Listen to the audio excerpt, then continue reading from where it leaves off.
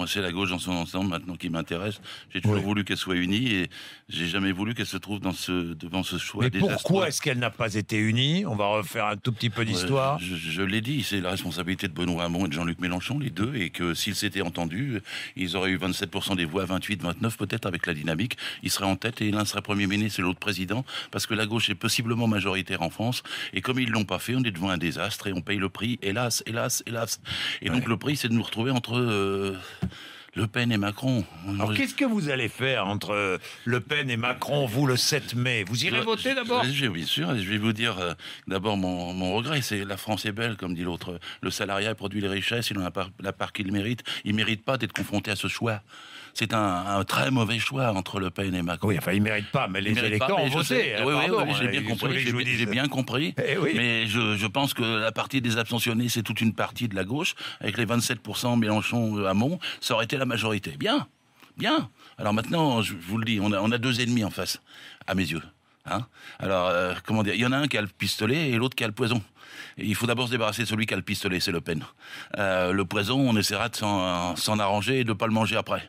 Et Le Pen, elle est raciste, xénophobe, elle met le chômage sur le compte des immigrés alors que c'est dû aux banquiers et au patronat. On ne peut pas la laisser prendre le pouvoir. L'article 16 entre ses mains, ce serait épouvantable. Il y aurait des pogroms, il y aurait une guerre civile. C'est le premier danger à écarter, quoi. C'est celle qui tient le pistolet, faut la battre. Et alors pour la battre politiquement. Bien sûr. On est et la question sur le plan instrumentaliser le bulletin de vote de Macron. C'est-à-dire Macron, qu'est-ce que c'est? Ça reste toujours le prédicateur, évangéliste, sorti de la cuisse de la finance et du MEDEF, quoi.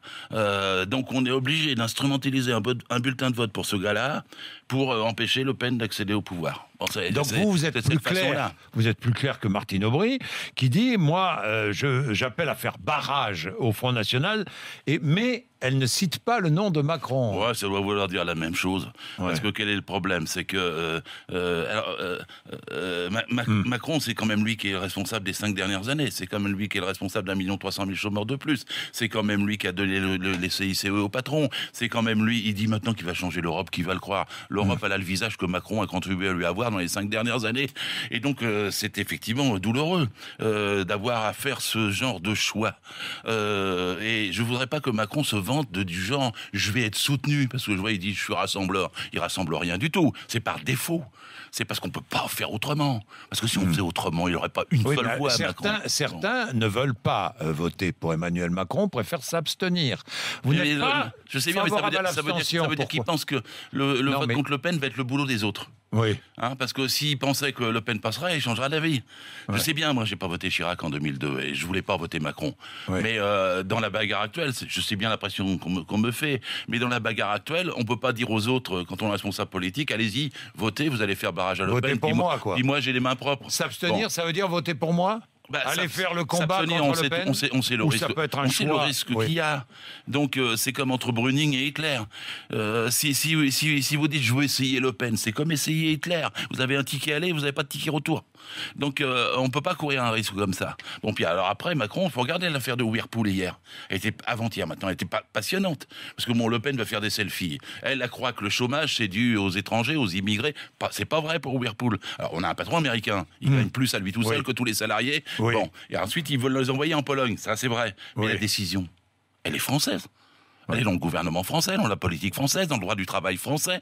Et même d'ailleurs Macron, il a dit quelque chose que personne n'a relevé. Il a dit le plan social de Whirlpool ne sera pas homologué. Ça lui va bien, lui. Parce que les gens connaissent pas le mot homologation. C'est l'ANI, l'Accord national interprofessionnel du 11 janvier 2013, dans la loi Sapin du 14 juin 2013, qui permet ou pas d'homologuer des plans sociaux. À l'époque, Macron et les siens, ils avaient dit faut les homologuer tous. Donc ils ont laissé faire tous les plans sociaux. Ils prétendaient lutter contre le chômage, mais en fait, ils les laissaient faire. Puis hop, avant-hier, il dit une petite phrase. Là, le plan de Whirlpool ne sera pas homologué. Donc, il est possible de refuser les licenciements. Whirlpool, et s'il est possible de refuser les licenciements, Monsieur Bourdin, ça contredit toute cette sale loi El Khomri, qui était basée sur la facilitation des licenciements. Il faut pas faciliter les licenciements. Il faut les contrôler et les interdire pour tenir les patrons. Parce que comme ça, ils restent obligés de payer les salariés et on peut leur imposer la reprise, la cession, la fusion et la possibilité de reclassement. En tout cas, la survie de du travail. Et si on veut imposer, parce que les patrons font pas de cadeaux, le MEDEF, lui, il a reçu les cadeaux, il a rien fait en échange. Et les patrons de Whirlpool, si on les tient pas, lui, ils s'en fout là-bas en Amérique, avec le fric qu'ils gagnent. Et donc, si on veut aider ceux de Whirlpool, c'est une lutte de classe en France. Là, Le Pen a dit choisir la France. Mais c'est en France que ça se passe. C'est pas avec les immigrés, l'Union européenne et tout ça. C'est en France, avec les patrons français, le MEDEF français. Elle les attaque jamais, ceux-là. Oui, non, mais d'accord. Mais enfin, l'entreprise appartient à un fonds de pension américain. Qui décide sur notre sol? Qui décide sur notre sol? Oui, si on décide de quoi?